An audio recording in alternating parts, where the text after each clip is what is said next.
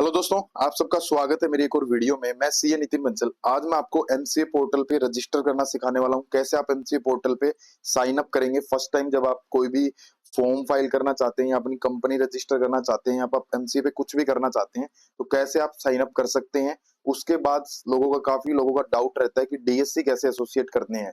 तो कभी भी हम कोई भी एमसीए के ऊपर फॉर्म फाइल करते हैं, तो फॉर्म फाइल तभी होता है जब आपके डीएससी आपने इस एमसीए पोर्टल पे रजिस्टर कर रखे होंगे।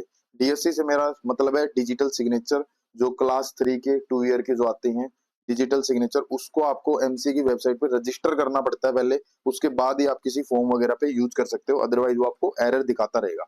तो सबसे पहले मैं आपको दिखाता हूँ, यहाँ पे ये एमसीए की वेबसाइट है। एमसीए की वेबसाइट पे यहाँ पे लॉगिन और रजिस्टर वाला ये आइकन होता है, इस पे आपको क्लिक करना है। ये इस तरीके का इंटरफेस आएगा। उसके बाद आप यहाँ पे रजिस्टर पे क्लिक करेंगे तो एमसीए का सिर्फ एक सिंगल पोर्टल है। पहले 2 पोर्टल होते थे, V2 पोर्टल और V3 पोर्टल। अब सिर्फ एक कॉमन पोर्टल है, इसी पे सारे काम होते हैं एमसीए के। इससे में आप मास्टर डाटा देखना हो या पब्लिक डॉक्यूमेंट देखने हो, सभी इससे होते हैं। अब यहाँ पे सबसे पहले आपको रजिस्टर पे क्लिक करेंगे, ये यूजर कैटेगरी पूछता है। यूजर कैटेगरी में डाउट रहता है लोगों का कि रजिस्टर्ड यूजर साइन अप करना है या हमें बिजनेस यूजर सेलेक्ट करना है। तो दोस्तों, रजिस्टर्ड यूजर और बिजनेस यूजर में क्या डिफरेंस है वो मैं बता देता हूँ। रजिस्टर्ड यूजर सिर्फ आपको आपको बेसिक डिटेल्स के लिए आप यूज कर सकते हैं कि आपको मान लो कोई भी मास्टर डाटा देखना है आपको या पब्लिक डॉक्यूमेंट व्यू करने हैं, तो इन छोटे मोटे काम के लिए आप सिर्फ एमसीए पे रजिस्टर्ड यूजर रजिस्टर कर सकते हैं। और बिजनेस यूजर आपको रजिस्टर करना पड़ेगा यदि आप कोई भी कंपनी के डायरेक्टर हैं या पार्टनर हैं या आप कोई भी प्रोफेशनल हैं। तो इस तरीके के काम अगर आपको करने हैं या कोई नोडल ऑफिसर हैं एमसीए के, जो मेन अगर आपको बिजनेस वाले काम करने हैं तो आपको बिजनेस यूजर रजिस्टर करना पड़ेगा। तो सबसे मेन है बिजनेस यूजर। उसके बाद यहाँ पे ड्रॉप डाउन से आपको ये रोल सेलेक्ट करने होते हैं। आप एज ए कंपनी या एलएलपी रजिस्टर कर रहे हो, या आप कोई भी नोडल ऑफिसर हो, आप डायरेक्टर हो कंपनी में या डेजिग्नेटेड पार्टनर हो, मैनेजर हो, सेक्रेटरी हो या ऑथराइज रिप्रेजेंटेटिव हो। ये नोडल ऑफिसर आईईएफपीएफ वाला ये डिप्टी है, ये नोडल है। फिर ऑफिसर इन डिफॉल्ट, कोई ऑफिसर इन डिफॉल्ट है। ये प्रोफेशनल स्टाफ मेंबर, मतलब जो आर्टिकल असिस्टेंट होते हैं चार्टेड अकाउंटेंट्स के, उनके लिए। ये प्रोफेशनल सीए, सीएस, सीडब्ल्यूए, ठीक है, और एडवोकेट है या और तरीके के, इस तरीके के प्रोफेशनल जो हैं वो इसमें आएंगे। आप यहाँ से देख सकते हो, ये आईआरपी है, आरपी है, लिक्विडेटर है, एलएलपी एडमिनिस्ट्रेटर है, ये आएंगे इसमें। तो ये अलग अलग कैटेगरी दे रखी हैं आपके रोल के हिसाब से। तो सबसे मेन डाउट रहता है कि भैया आपको आपका डिन नंबर आपके पास आया नहीं है, बट स्टिल आपको बिजनेस यूजर आपको रजिस्टर करना है, तो कैसे रजिस्टर करें। तो उसके लिए आपको हमेशा ऑथराइज रिप्रेजेंटेटिव ही रजिस्टर करना है। जब आपका डिन नंबर आ जाता है तो आप प्रोफाइल में जाके उसको अपडेट कर सकते हैं। यहाँ से लॉगिन करेंगे, लॉगिन करके प्रोफाइल में जाके आप अपना रोल ऐड कर सकते हैं। तो रोल कभी भी अपडेट कर सकते हैं। फर्स्ट टाइम आप एज ए ऑथराइज रिप्रेजेंटेटिव ही रजिस्टर करना है आपको। जब भी आप कोई भी फॉर्म अगर आप फर्स्ट टाइम फाइल करने जा रहे हो, अगर आपके पास डिन नंबर है तो आप सीधा डिन नंबर से भी रजिस्टर कर सकते हो। अगर आपके पास पहले का कभी डिन नंबर चलता आ रहा है और बट आप उसको रजिस्टर करना चाहते हो, तो आप डिन नंबर से भी रजिस्टर कर सकते हो। जैसे ये मैं दिखाऊं आपको। जैसे ये डिन है, यहाँ पे आपका आपका ये पैन नंबर ऑप्शनल हो जाता है और सीधा आप डायरेक्टर के डिन नंबर वगैरह से रजिस्टर कर सकते हो। जैसे मैं आपको दिखाऊं, ये मान लो मैंने डाला यहाँ पे, ठीक है, तो ये डिन नंबर से डाला, फिर ये आपका नेम पूछेगा, नेम डाल सकते हो आप यहाँ पे। ठीक है, आपका फर्स्ट नेम है जैसे, डाल दिया। यहाँ पे मिडिल नेम लास्ट नेम नहीं है तो आप इनको स्किप करें। आप यहाँ पे आपकी डेट ऑफ बर्थ आ जाएगी। तो मैं आपको एक बार करके दिखा रहा हूँ कि कैसे आप कर सकते हो। सेम प्रोसीजर होता है उनका। ऑथराइज रिप्रेजेंटेटिव में भी सेम डिटेल है, इस तरीके से पर्सनल डिटेल्स आएंगी। ये डिन नंबर बना हुआ है तो इसकी ये सारी डिटेल्स अपने आप रिफिल आ गई हैं। और यहाँ से आप सेलेक्ट सिटी करेंगे, ठीक है, जो भी सिटी आपकी लगती है तो वो सिटी सेलेक्ट करके आपको यहाँ से कॉन्टेक्ट डिटेल आ गई, फिर नेक्स्ट करेंगे।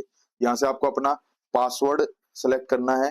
जो भी आप पासवर्ड है, यहाँ पे ये एसएमएस फैसिलिटी आप लेना चाहते हैं नहीं आता, यस नो, और क्रिएट माई अकाउंट करेंगे तो आपको दो पास ओटीपी जाएंगे। एक ईमेल पे ओटीपी जाएगा और एक आपके मोबाइल नंबर पे जाएगा। सेम आप ऑथराइज रिप्रेजेंटेटिव वाला यूज कर सकते हैं। अब मैंने पहले से रजिस्टर कर रखा है तो रजिस्टर लॉगिन करके मैं उसके अंदर आपको डीएससी कैसे एसोसिएट करने हैं वो वाली डिटेल्स और बता देता हूँ। जब भी आप लॉगिन करेंगे तो इस तरीके से आपके पास ओटीपी जाएगा हमेशा। तो जब भी आप लॉगिन करेंगे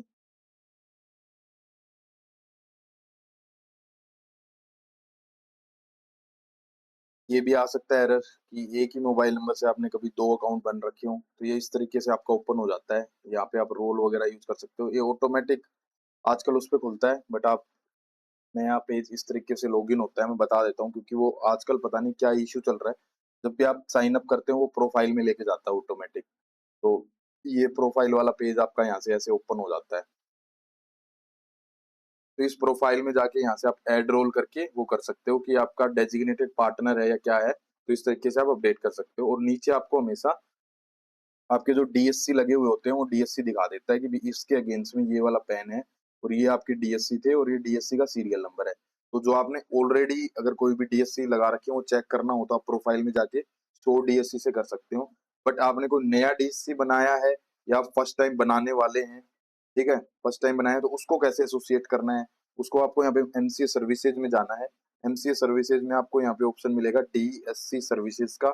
इस वाले में ये जो सेकंड ऑप्शन होता है एसोसिएट डीएससी, बस इसी वाले पे क्लिक करना है आपको। इस वाले पे क्लिक करेंगे तो आपका जो पहले जो डीएससी लगा हुआ है उसके बाद आपको कोई नया डीएससी बनवा लिया है वो एसोसिएट करना है तो वो भी आप यहाँ से एसोसिएट कर सकते हैं, या फर्स्ट टाइम रजिस्टर करना चाहते हैं तो वो भी कर सकते हैं। तो यहाँ पे आप ऑप्शन देख सकते हैं, ये download and install latest EM bridge client, click here. तो ये एक यूटिलिटी होती है, ये आपको डाउनलोड करनी पड़ेगी, ठीक है। ये इसमें लगाने के लिए, डीएससी लगाने के लिए, तो ये मैंने ऑलरेडी डाउनलोड कर रखी है मेरे लैपटॉप में। यहाँ पे आप देख सकते हैं, ये देखो ये एमब्रिज मेरे पहले से डाउनलोड कर रखी है और इंस्टॉल है। तो आप इसको यहाँ से इंस्टॉल जरूर कर लें तभी वो आपका डीएससी फैच करेगा, ठीक है। अब मैं आपको एक बार डीएससी लगा के दिखा देता हूँ। ये मैंने यहाँ पे डीएससी इंसर्ट कर लिया है। जब भी आप इंसर्ट करेंगे यूएसबी टोकन होता है तो वो ऐसे आपको दिखाएगा, ठीक है। तो ये सबसे पहले आपको इंस्टॉल कर लेना है, स्टेप 1 यही होता है। स्टेप 2 क्या है, for the new token user please update your DSC pin from the default before proceeding with association. तो जब भी आप, अगर आप कोई भी नया टोकन इंसर्ट करते हैं, नया टोकन आप अब लगाना चाहते हैं, तो ये अब आपको जो डीएससी के पिन होते हैं उनको आपको चेंज करना होता है। अभी मैं देखता हूँ मेरे वाले में एरर दिखाएगा कि नहीं। एसोसिएट डीएससी पे क्लिक करेंगे, ये विंडो ओपन हो जाती है इस तरीके से, पॉपअप आएगा, इसमें टोकन सेलेक्ट करना है। तो ये इस तरीके से आपका टोकन जो भी होगा वो नीचे नेम आ जाएगा उसमें से। विंडो स्टोर वाला नहीं होता है, इनमें से कोई होगा, मैं एक बार देख लेता हूँ। यहाँ पे नीचे नेम दिखा देगा, अगर वो वाला होगा तो। अब जैसे ये नहीं है, किसी ने उठाया नहीं है ना, मैं एक बार फिर से जाता हूँ इसी पे। आपको ये थोड़ी सी इसमें ये चेक करना पड़ सकता है बार बार, क्योंकि ये देखो अब इसने मेरा टोकन उठा लिया। ये प्रोक्सी की वाला टोकन है, जब मैंने इंसर्ट किया था तो वो मैंने बैक करके वापस से आया इस विंडो पे तो ये आ गया। यहाँ पे इस पे क्लिक करना है और यहाँ पे इसमें जो भी टोकन होंगे वो ड्रॉप डाउन में नेम आ जाएगा उसका। तो ये देखो जैसे नेम है, मेरे को सचिन का रजिस्टर करना है। अब यहाँ पे उसके पासवर्ड डालेंगे, जो भी आपने पासवर्ड सेट कर रखे हैं अपने डीएससी के।